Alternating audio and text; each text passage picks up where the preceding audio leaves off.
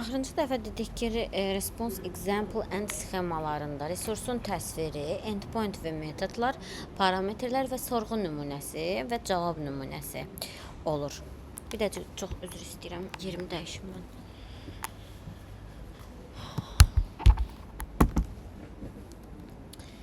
Gəlin cavab nümunəsinə baxaq. Dediyimiz, yəni response example ki, response example nədir? Bizə hansı hallarda qayıdır? Biz request atdığımız API-da əlbəttə ki, bir response-la qarşılaşırıq. Yəni cavab göndəririk və cavab alırıq. Daha doğrusu sorğu göndəririk və cavab alırıq.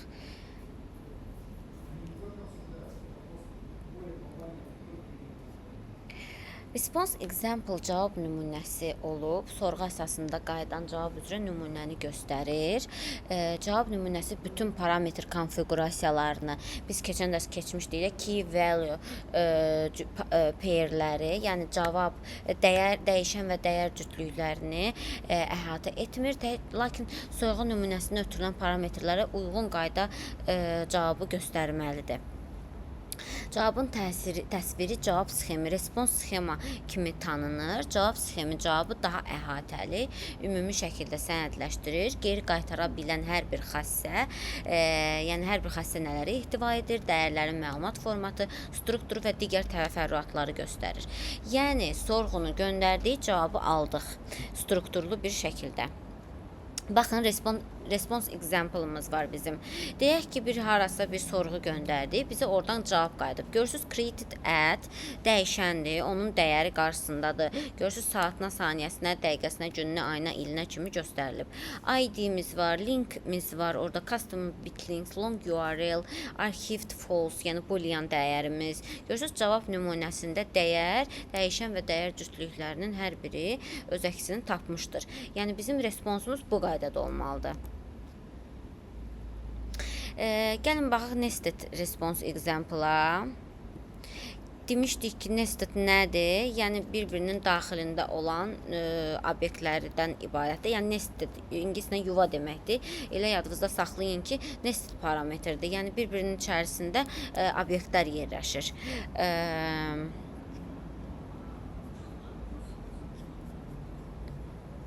Sağda example response var. Görürsünüz, göstərib. Burada ID, altda settings, onun altında da send time from message hamısını göstərib. ID-nin altında settingsin bu formatda olmağı onu göstərir ki, bu nested parametrdir. Yəni settings ID-nin altında yerləşir, daxilində yerləşir daha doğrusu. Ona görə nesteddir. Solda da gördüyümüz kimi cavab nümunələrindən hər birini, bax, create time və type stringdir və nəyə deyilir, hamısı yazıb. Yəni dokumentasiya da bu şəkildə öz yerini tapmalıdır. Dəyişən, onun description-ı, yəni nəyə belə deyim, nəyə xidmət elədiyi və type-ı lazımdır. Biz bunu keçən dəfə keçmişdik. Məsəl üçün arxiv URL var, yazıb ki, linkdir, hansı ki kampaniyanı arxivləşdirir ISO 8601 formatında. Məsələn, long arxiv URL-də nədir? Statusdur. Baxın, statusun aldığı dəyərləri də yazıb ki, possible values yazıb. Biz bunu yazmalıyıq həmişə ki, developer bilsin ki, dəyişən hansı dəyərləri ala bilər? Mümkün dəyərlər toplusu deyirik biz buna.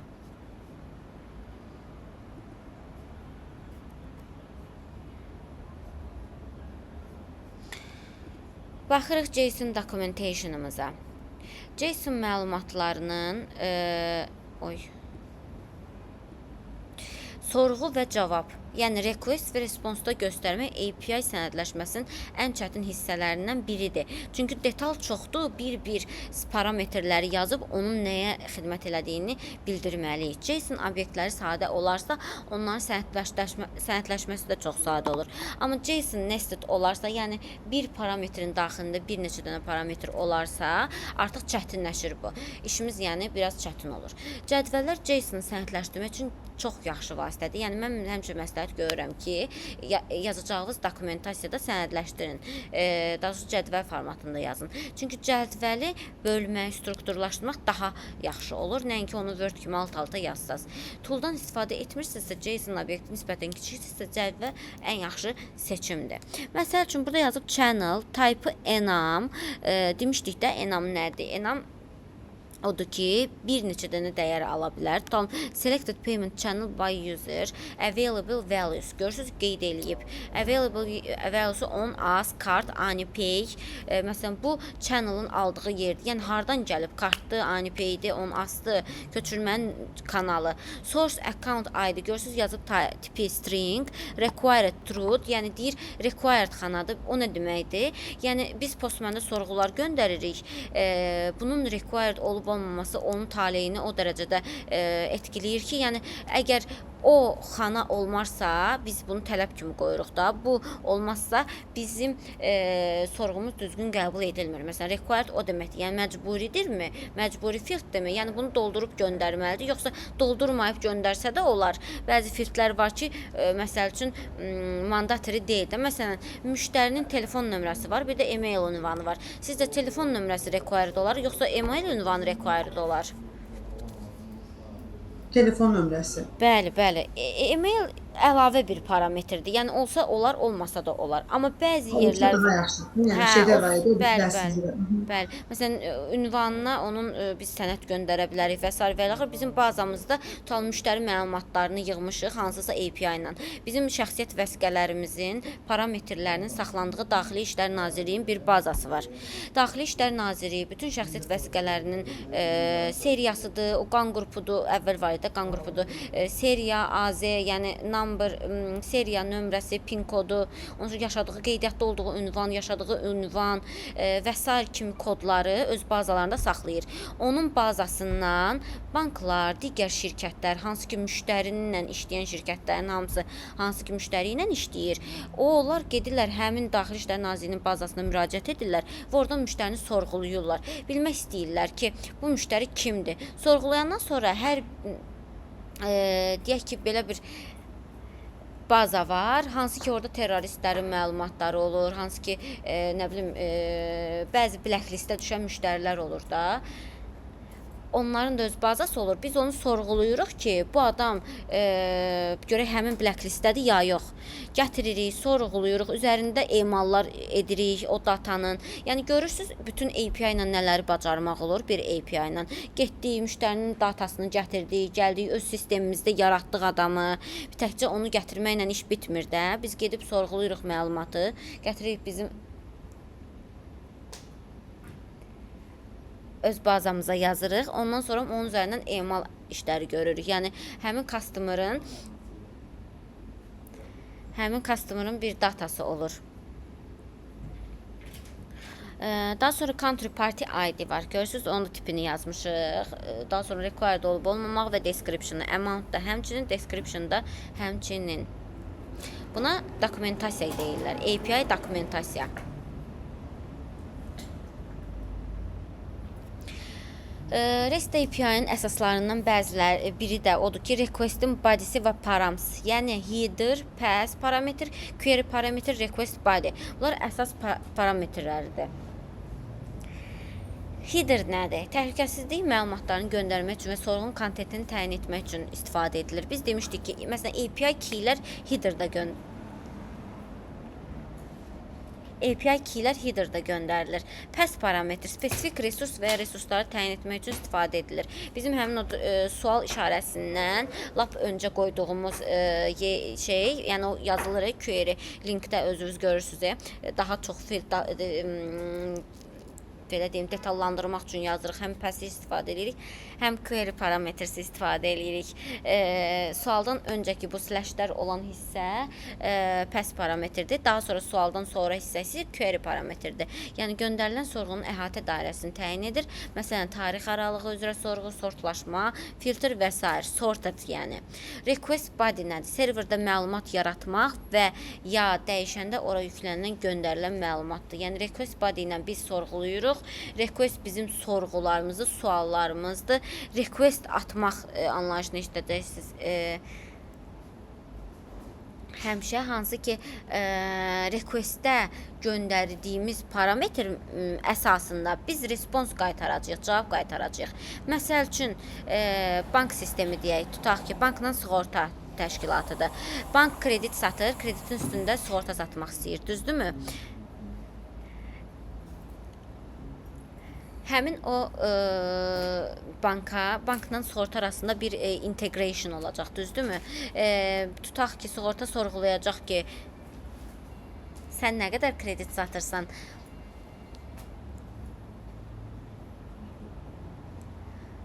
bank da sığortaya cavab qaytaracaq ki, məsəl üçün budur.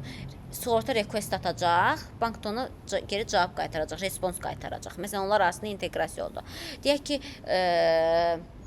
lap başqa bir nümunə verək. Məsələn, bank nə ilə inteqrasiya qura bilər? Sima ilə, məsəl üçün, DVS imzalanma, Simaya yönəltmə. Tutalım, ABB gedib Sima ilə inteqrasiya qurub. Request atıb ki, adamın budur, şəxsiyyət vəsiqəsi budur. Request göndərib. Sima da ona respons olaraq link göndərib, tutalım, o tipini yazmaq üçün link göndərir, üz tanımadan keçmək üçün link göndərir. 3 etaplı tutalım ki, verification sisteminin parametrini göndərir. Bu hamısı responsda yer alır. Yəni bizim səhifədə gördüyümüz hər şey request və responsun nəticəsidir. Mən sizə 2 dənə tapşırıq yazmışam bu arada. Onun da dokumentasiyasında, məsələn, sequence flow-unu da çəkmək lazım olacaq. Mən bir dənə misal qoymuşam burada. Ay, nə oldu?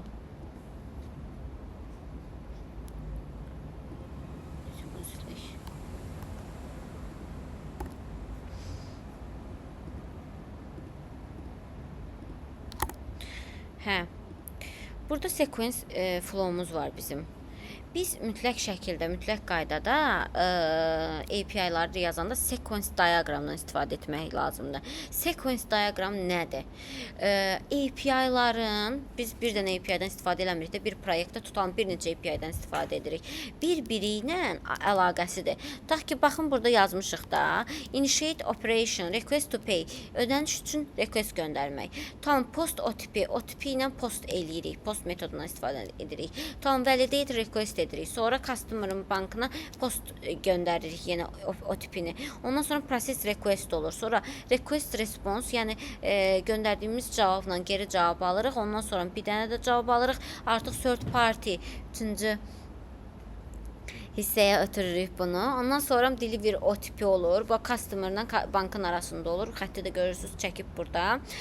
Input OTP, yəni customer sistemə daxil edir OTP-ni. OTP-dən sonra post olur yenə bizim verification API-miz. Sonra validate request eləyirik, yəni uyğunluğunu yoxlayırıq. Ondan sonra post OTP request verify işləyir bankla. Sonra verify eləyirik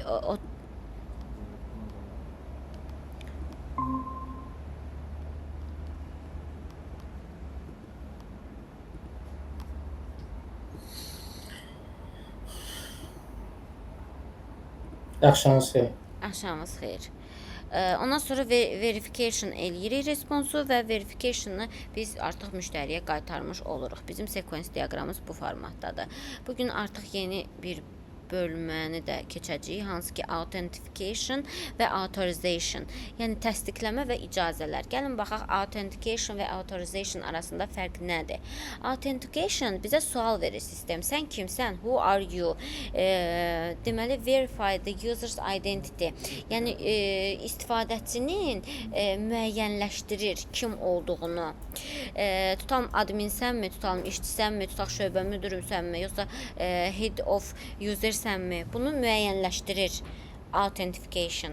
Authorization isə what are you allowed to do? Yəni sənin nə etməyə icazən var sistemdə. Sistemdə userlərin, istifadəçilərin icazəsini tənzimləyir. Yəni birinci dedik ki, biz kimik? İkinci, biz nələr edə bilərik sistemdə?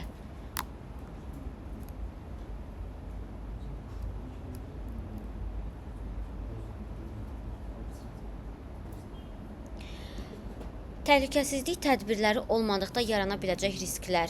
Yəni deyək ki, authentication və authorization yoxdur, ümumiyyətlə belə anlayış nə olacaq bunda? Yəni müştəri məlumatlarının sızması baş verəcək, icazəsiz giriş və hesabların ələ keçirilməsi olacaq, maliyyə itkiləri və saxta əməliyyatlar çoxalacaq, sistemlərin dayanması və xidmət kəsintiləri baş verəcək və məlumatların dəyişdirilməsi və ya silinməsi, şirkətin reputasiyasına zərər, qanunvericilik və tənzimləyici tələblərin pozulması. Ona görə də siz hər hansı bir şirkətdə işə başlamazdan öncə görürsünüz, sizə user password təyin edirlər. Sizin user passwordünüzə görə rolunuzu təyin edirlər və rolunuza görə sizə akseslər, yəni icazələr verirlər. Bunlar hamısı rol matris adlanır. Yəni insanın şirkətdəki rolu və roluna görə icazələri. Bu qurulmuş bir sistemdə olmalıdır.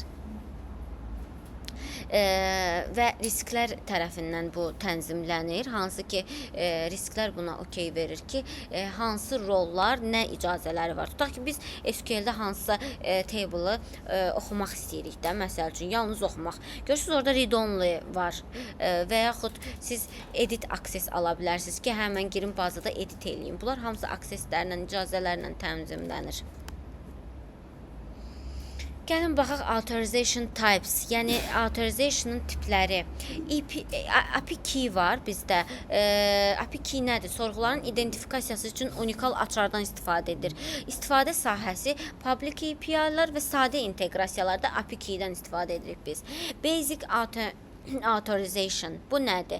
İstifadəçi adı və şifrə Base64 formatında göndərilir. Biz indi birazdan bunun hamısını detallı baxacağıq. Bu ən çox basic AUS, daxili sistemlər və sadə autentifikasiya tələb edən sistemlər arasında olur. Məsəl üçün, sığorta şirkəti və bank şirkəti öz aralarında authorization tipi olaraq API keydən istifadə edir. Amma bank daxili və ya sığorta daxili tutaq ki də 2 dənə API varsa, burada basic authorization istifadə olunur. Daha sonra HMAC sorğular gizli açarla imzalanır və bütövlüyü yoxlanılır. Bankçılıq ödəniş sistemlərində bunu istifadə olunur və OAuth 2.0 istifadəçi, yəni Open Authorization, istifadəçi adından təhlükəsiz giriş üçün Access Token istifadə olunur. Mobil tətbiqlər, üçüncü tərəf inteqrasiyalarında biz bunlardan istifadə edirik. API key nədir? Görürsünüz, key storage var, application API var, public və private var, service client var və service client'ın müraciət etdiyi servis var. Yəni keylər storage'də saxlanılır, yəni bunlar. Public olması, private olması hamısı və biz istifadəçiyə açar olmadan giriş vermirik öz bazamızda, öz məsəl üçün də service layer-dan database-ə və s. biz onlara icazə vermirik.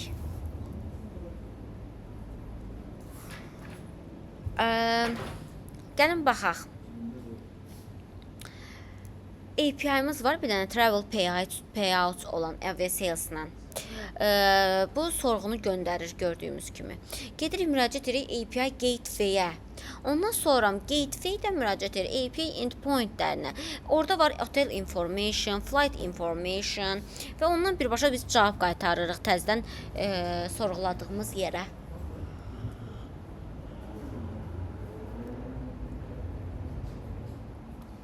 Baxın, basic authorization bu formada olur. Username və password formasında. Postman-da daxil oluruq. Basic authorization seçirik. Authorization bölümündən. Baxın, buradan aşağıdan. Yəni, burada API olur, aşağıda isə authorization olur. Basic authorization seçəndən sonra avtomatik bizə username və password gəlir. Görürsünüz? Gəlin, baxaq, basic authorization necə işləyir? İstifadəçi adı və şifrə birləşdirilir. Base64-dən enkod edirik bunu. Nəticə authorization header-da göndərilir. Authorization basic formatında Base64 enkod edən toollar vasitəsilə yaradılır.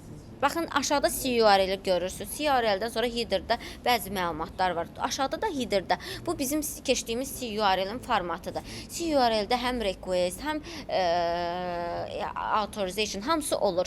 Məsəl üçün, siz əgər bir şirkətdən digər şirkətə API inteqrasiya edirsinizsə və ona datalarınızı belə deyim aktarmalısınızsa, siz rahatlıqla CURL-i göndərə bilərsiniz. Həmin digər şirkət o CURL-i alacaq, Postman-də import edəcək və onda artıq işləyəcək o API. Yəni CURL rahatdır. Bir var ki, bunları bir-bir kopyalasın, yaxud screen göndərsin. Bir də var CURL rahatdır. Bir dəfəli kopyalayır, göndərir. Onlar da öz Postmanlarında import edirlər və artıq öz API-lardan request göndərib respons ala bilirlər. Gəlin Encode Base 64-də baxaq. Biz burada bu tool vasitəsilə username bunu zaten şey eləyir, developer eləyib hazır verəcək sizə. Sadəcə olaraq sizin məlumatınız olmalı ki, developer bunu necə aldı. Basic Authorization Encode Base 64 vasitəsilə biz password, username, password yazırıq. Məsəl üçün biz oradan ondan sonra Base 64 formatında key əldə eləyirik, yəni kod əldə eləyirik. Yəni bunu buradan alırlar, yəni özlərindən yazmırlar. Belə bir formatlaşdıran toollarımız var bizim. Gəlin baxaq, hash-based message authorization code nədir? Baxın, bu sağ ol. Bu daha çox sağ ol, çox sağ ol. Bu daha çox secret key-dir. Müştəri və server arasında imzanı belə deyim, təmsil edir. Baxın, bizim müştərimiz də application-dır, resource server API-dır. Müştəri müraciət eləyir və bu authorization kod vasitəsindən bir imza alır. Gəlin baxaq görək bu necə işləyir. Deyək ki, ATM-dir, nə bilim, Azərkardın ATM-ləridir. Cash out eləyirik, düzdürmü? Encrypt olur, cash out, get money olur. Yəni, gedirik terminala, kartı salırıq. Orada bizim kodumuzu istəyir, kodumuzu daxil eləyirik, pulu hazırlayır və verir. Bu hamısı encrypt olmuş bir məlumatdır. Yəni, biz kartı salanda artıq kod vasitəsilə onlar bilirlər kimin kartıdır və nə qədər vermək lazımdır. Yəni, açar, üstə gələk used information olur və payment info olur. Gəlin, baxaq, mərkəzi banka necə gedir və bu sorğuda əlbəttə ki, mərkəzi banka gedir. O pullar, yəni pulun dövriyyəsi deyilən bir hissə var da, o ATM-lərə yüklənən pullar hər bir mərkəzi bank vasitəsilə paylanılır. Və Mərkəzi Bankın bazasından dekrypt olunur, enkriptə olunmuş şifrə təzədən dekrypt olunur və göndərilir. Baxın, və bu vasitəsilə də bizim kartımıza göndərilir. Tam milli kartdır da. Ona göndərilir eyni proses və bizim kartımız görsənir ki, siz getdiniz, falan terminaldan pul çəkdiniz. Gördünüz necə dövr elədi bir pulun çəkilməsi bir ATM-dən digər ATM və kart arasında. Gəlin, baxaq, necə yaradılır MAC prosesi, generation prosesi, mesaj hazırlanır. Daha sonra gizli açar əlavə olunur. Hash funksiyası tətbiq edilir. Məsələn, SHA. Nəticədə HMAC signature yaranır. Hash secret key və message nümunə. Məsəl üçün, amount 100, currency azin, secret key, my secret 123. Görürsünüz, bu kod yarandı. Gəlin, bundan düzəldək.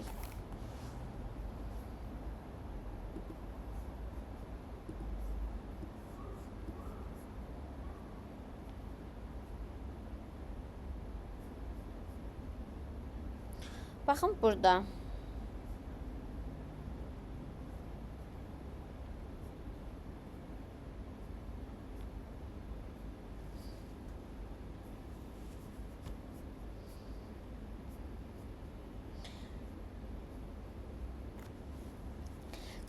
Customer'ın name'ini, kontakt emailini göndərib və secret alıb amount-la. Görürsünüz, key value ilə. Birini də biz yaradaq burada.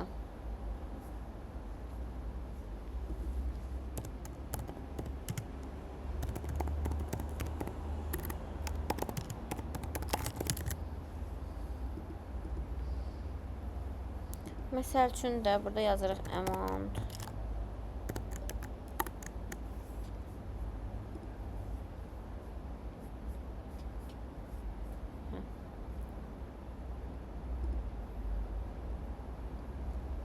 Bizim toolumuz.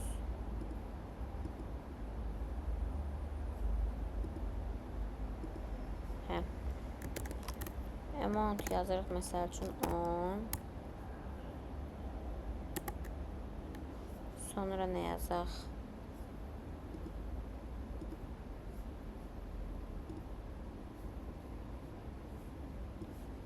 Gəlin buradan kopyalayaq.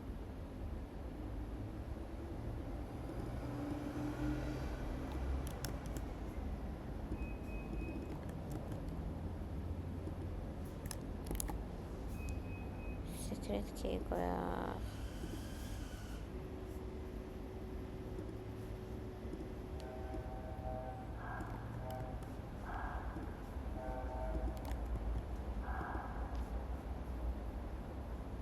Görsünüz, düzəltdi bizim üçün. Yəni 100 manat artıq belə enkriptə olundu. Məlumatın təhlükəsizliyini qorumaq üçün. Görsünüz, bu da yaradıb. Manat qoyub, nə bilim saatını qoyub. Bu indi saat, tarix saatla qoyub da şifrəni və ona məlumat qayıdıb.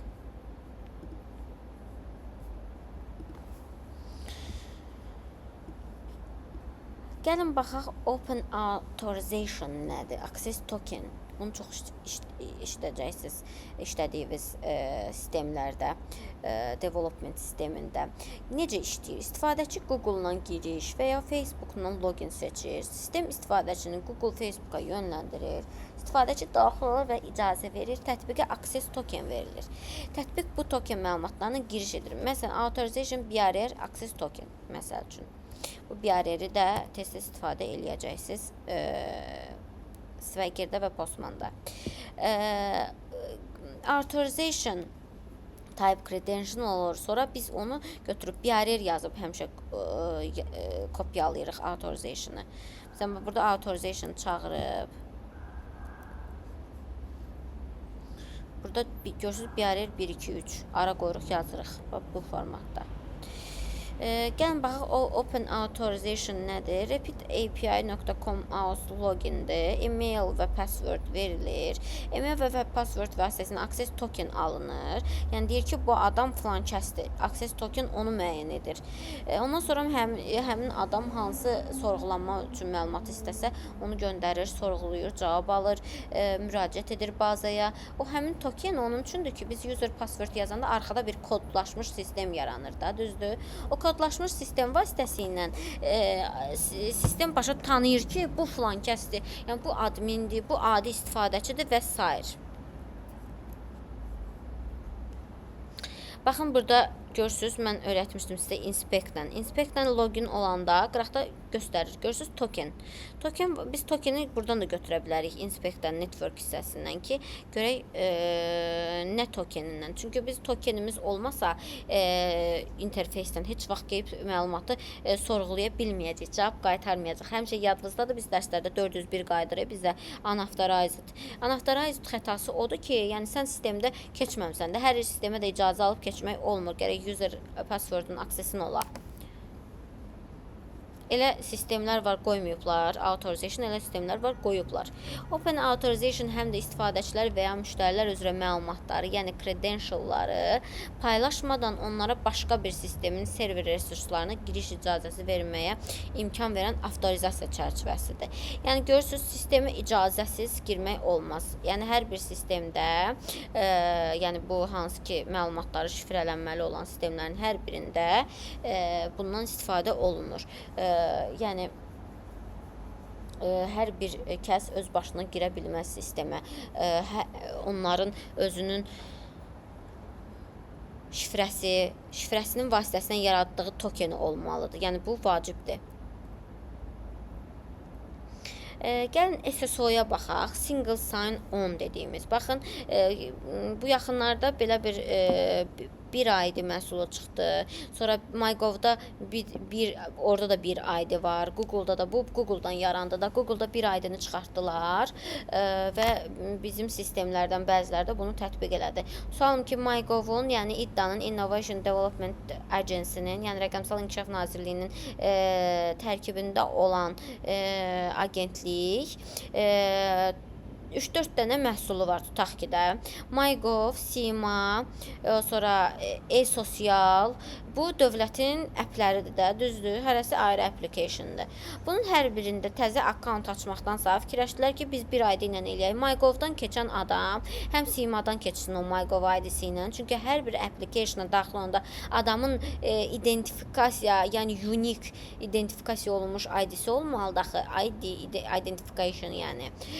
Hər bir adamın kodu olmalıdır da. Tutaq ki, bankda bir kodu olur, sığortada bir kodu olur. Tutaq ki, Paşa qrup, tutaq ki də kapitalda daha doğrusu bir market, yəni hansı ki Umikodu bir bankdır. Görürsünüz, bir bankdan keçəndə Umikodan da keçə bilirsən, 1 ID ilə, düzdürmü? Buna single sign-on deyirlər. Yəni bir artıq açarla bütün əgər ortaq inteqrasiya olunmuş yerlər varsa, hamısından keçə bilirsiniz. Bu Google'da da belədir. Google'da akkauntun olanda, tam ChatGPT-də də Google'un akkauntundan keçə bilirsən, sənin artıq bir ID-in var da Google'da. Hər birinə ayrı-ayrı qeydiyyatdan keçməyə ehtiyac olmur. Sən basırsan ki, Google'dan sign up et və sign up olursan Google'dan hər birinə. Tutam Facebook'a da Google'dan keçirsən, Instagram'a da, tutaq ki, TikTok'a da və s. sosial şəbəkələrə. Bunlar hamısı Meta şirkətinin əpləridir də, düzdürmü? Bunu eləyiblər ki, hamısına keçə biləsiniz. Baxın, single sign-on necə işləyir. Baxın, gəldik, girdik sitəyə, sayta. Bizdən login şifrə istədi, düzdürmü? Login with Google seçdik. Getdi Google-a, Gateway-ə. If Google SSO sent to Google elədi. Ondan sonra redirect show Gmail login window göstərdi onu ki, sən Google-dan keçdin. Verify elədik ki, mən həqiqətən mən özüməm. Google-dan yəni keçmişəm.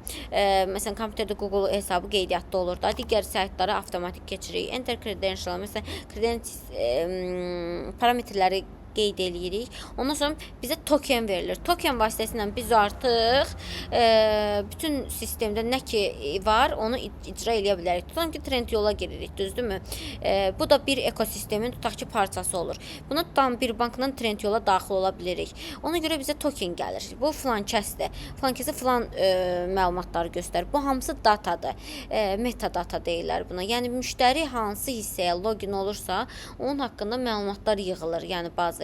Artıq trend yolda olan axtarışlar və s. nəticəsində trend yol bilir ki, bunun qarşısında nələr çıxartmalıdır, bu nə ilə maraqlanır. Və yaxud Google'da accept all cookies eləyirik, bizim tokenimiz düşür ora və bizim davranışlarımız ölçülür. Yəni hansı düyməyə müştəri nə qədər bastı. Yəni bu token vasitəsilə bütün məlumatlar yazılır Meta'nın öz bazasına. Gəlin baxaq refresh token nədir? Yəni refresh token biz də yenə qabaqki dərslərdə də 401 alanda unauthorized və expired olmuş authorization kod alanda bu deməkdir ki, adam username passwordundan girib expire olub da bunun parolu. Access token, refresh token yazıb expire olub. Resource get eləmişik, API çağırmışıq, authorization BRR yazmışıq və token expire olub. Və yeni token alırıq. Artıq refresh eləyirik. Yəni gedir bazaya server müraciət edir, görür ki, bu tokenin vaxtı bitib bu köhnə tokendən girir. Yəni bu da secure deyil. Bu hamısı təhlükəsizliyin tələbidir ki, token aktiv olmalıdır sistemdə cavab qayıtması üçün. Köhnə tokenlə bəlkə kimsə götürüb neçə vaxt əvvəl filan kəsin telefonundan sorğulayıb, o tokeni kopyalayıb, saxlayıb, elə sorğulayır. Elə olmaz. Yəni anında sorğulanımı, anında cavab gəlməlidir.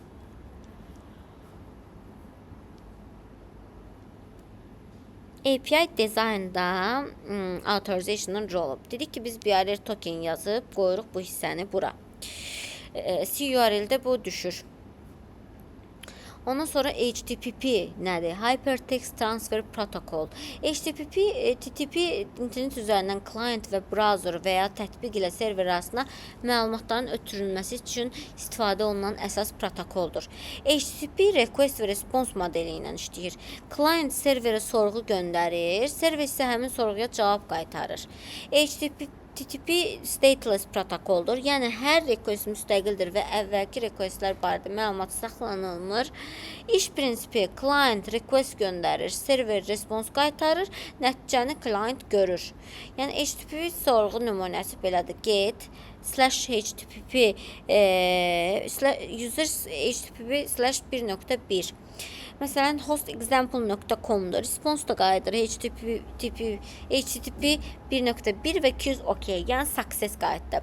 Content type'ımız application JSON-ımızdır. Name 50, age 25. Əsas xüsusiyyətləri nədir?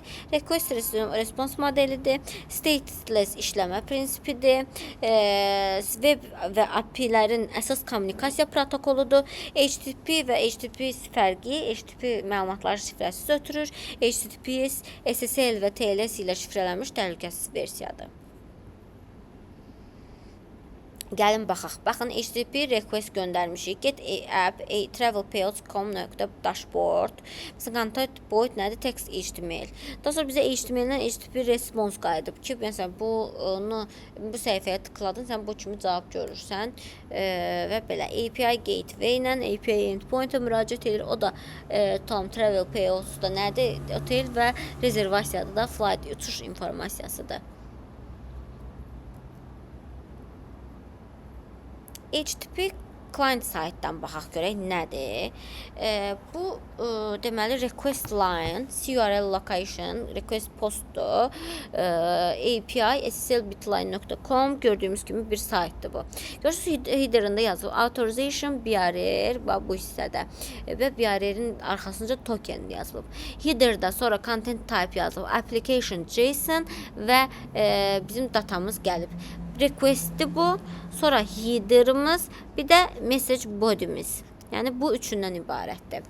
HTTP success kod verəndə demişdik ki, success kodlarımız hansıydı? 200, 201, 202 bu intervyuda sual verilir. Status kodlarımız 200, 202, 201, 202 olduğundan server browserin sorğusunu yerinə yetirir və nəticə olaraq yeni bir resurs yaradıb. O deməkdir created. Accepted server browserin sorğusunu qəbul edib, lakin hələ emal edir. Sorğunun nəticəsi tamamlanmamış da ola bilər, tamamlanmış da ola bilər, bitməyə də bilər yəni.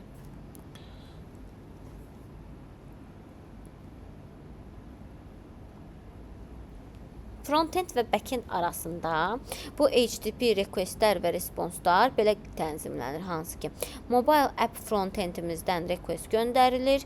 Hansı ki, content type application MS solution yazılıb. Görürsünüz, get edirik məlumatı. Mobile app backend-ə yönəldilir. API gateway və API endpointlər vasitəsilə diblərə müraciət edirik və respons qayıdır bizə, yazılır bizim bazamıza, məsəl üçün. Ən məşhur 10 HTTP kodlarına gəlin baxaq. Yəni bunlar 1xxx-dir, 100 məsələn continue'dir, yəni davamlı et, artıq information oldu bu. 2x success-dir, yəni 200-dür, 201-dir, 203-dür, 204-dür, 206-dır, 207-dir. Bunlar success kodlardır. 3 ilə başlayan redirection'dır, yəni bu elə bil ki API başqa API-yə köçürdülüb. 4 ilə başlayanlar client error'dur, yəni müştəri biznes xətasıdır. 400 bad request-dir, yəni nəyisə səhv yaza bilərik, nəyisə buraxa bilərik. 403 forbidden-dır, qadağan olunmuş.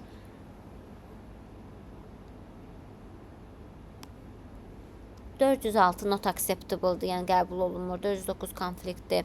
Ondan sonra 400-dən başlayan, 5-dən başlayan server errorlardır, yəni server down olur.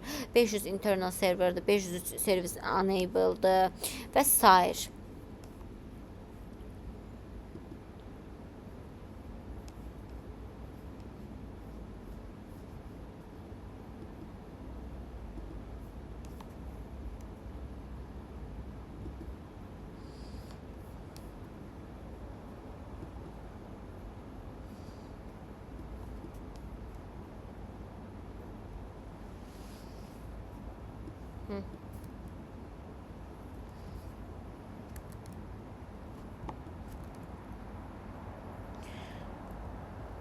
Gəlin error mesajlarına baxaq. Error mesajlarının formatı text formatında olur və errorun altında qayıdır. Baxın errorlara.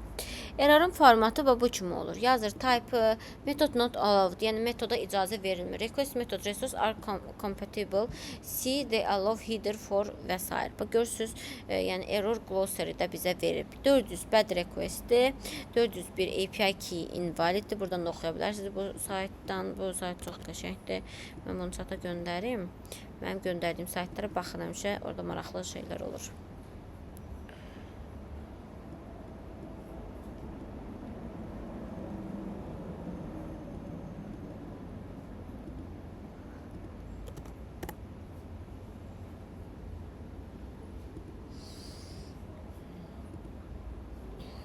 Ondan sonra 400'ün kodlarıdır və 500'dür.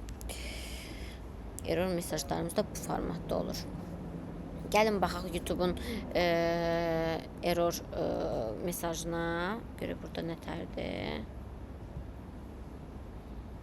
Görürsünüz YouTube data general errorları, forbidden və quota exceededdir. Common request errorları var.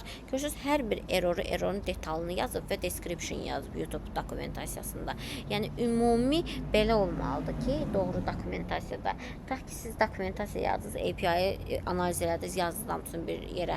Onun errorlarını yazmasanız, developer sizə sual verəcəkdir ki, bəs bunun validasiyaları, error tekstləri hardadır? Orada yazmaq lazımdır ki, yəni nə üçündür? Baxın, yazıb tutaq, unauthorized 401 deyir, Google account-unun authorization'ı qutaranda mən bu xətanı verirəm. Sonra activate list var, captions var, caption delete, caption insert var. Görürsünüz, hər bir əmrin özünün xətaları var və API-ları var. Bax, burada çoxdur, məsələn, bax, bunu da qoyum sizə. Siz baxın, buradan maraqlıdır bu da.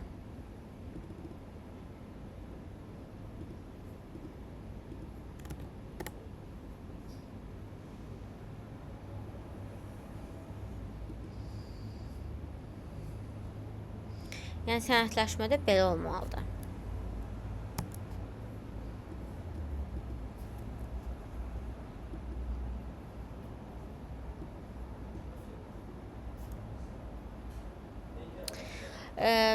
Bizim dokumentasiyamızda necə yer alır? Response type 200 və 400 görürsünüz, success response, error response. Mən sizə nümunə dokumentasiya əlavə eləmişəm. 13-cü və 14-cü dərsdə tapşırıq qoymuşam. İndi 15-ci dərsə də qoyacağam tapşırıq. Yəni API-dən 3 dənə tapşırıq var. Bunları işləməlisiniz. Success response və error response. Error response-un görürsünüz, errorun kodu var, description-ı var. Account invalid deyir. Sonra description-da yazır. Biz xətalar görürük sistemdə. Məsələn, falan şey xəta qırmızı ilə çıxarır. Hamısı bu error response-un nəticəsindədir. Error response-da error description qayıdır və biz onu orada artıq görürük. Error kodlarını görürsünüz, sağ tərəfdə sütunda yazmışıq. Hər bir API-in analiz eləyəndə error response-da artıq bizim description-da errorların nəyə deyildiyi yazmalıyıq. Çünki API-yi bunsuz yazsaq, artıq yenə deyirəm, yəni developer sual verəcək ki, bu nə idi burada? Məsələn, account closed error kod var. Customer account is closed description var ki, yəni müştəri bağlayıb hesabı. Bəzi hesabdan tam pul çəkmək istəyir, deyir hesab bağlıdır, error qaytarır. Və yaxud bir bankımız var, bank kartımız var, pul atmaq istəyirik digər karta, deyir ata bilmərsən, bloklanıb kartı mənfiyə salıblar.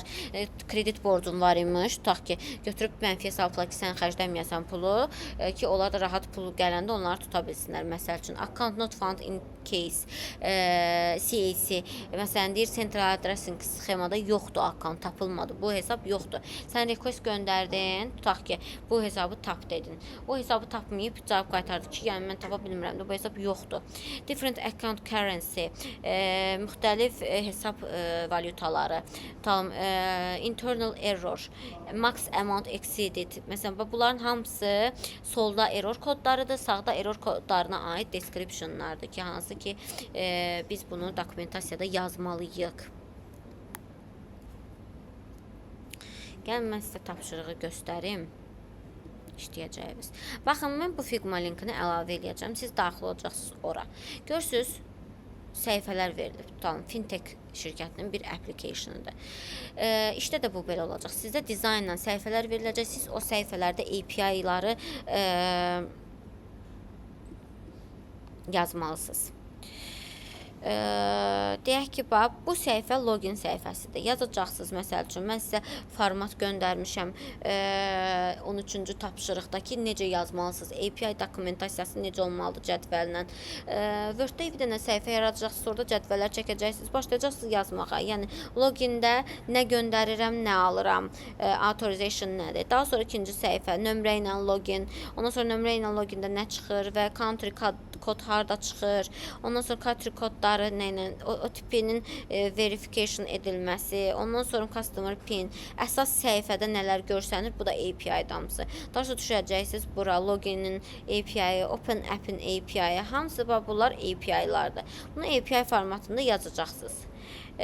Insert number, login insert number, yəni request olaraq nə göndəririk, response olaraq nə göndəririk, error kodlarında nə error kodlarla üzləşirik, yəni sistem istifadəçi tutaq ki 5 dənə rəqəm yazıb göndərsə, bizim sistemimiz buna normal reaksiya verməlidir, yoxsa nömrənin özünün bir formatı mı olmalıdır, buna validation formatlar deyir, bunlar validation üçün lazımdır, yəni validationları düzgün qurmalıyıq ki, developerdə hamısını deməliyik ki, bax bu analiz eləyəndə bu requestdir, bu responsdur, bu fieldlərdir, fieldlərin bu hissələri var, fieldləri belə deyim, yazanda bu kimi validasiyası var, məsələn, şəxsiyyət vəsiqəsinin fin kodu validasiyası 7 simvoldan ibarət olmasın, nömrə 12 simvoldan ibarət olmasın, nömrə üstə gələk 994 ilə başlasın, məsələn, başqa kodları qəbul edəmə və yaxud filan kodlarla başlaya bilər. Bunların hamısı validation'dır və hamısı dokumentasiyada yer almalıdır. Validate olunan dataya yalnız API yazılır. Çünki orada validation olmasa, onlar o API-ni yaza bilməyəcəklər. Tapşırığı başa düşdünüz? Sualınız yoxdur ki?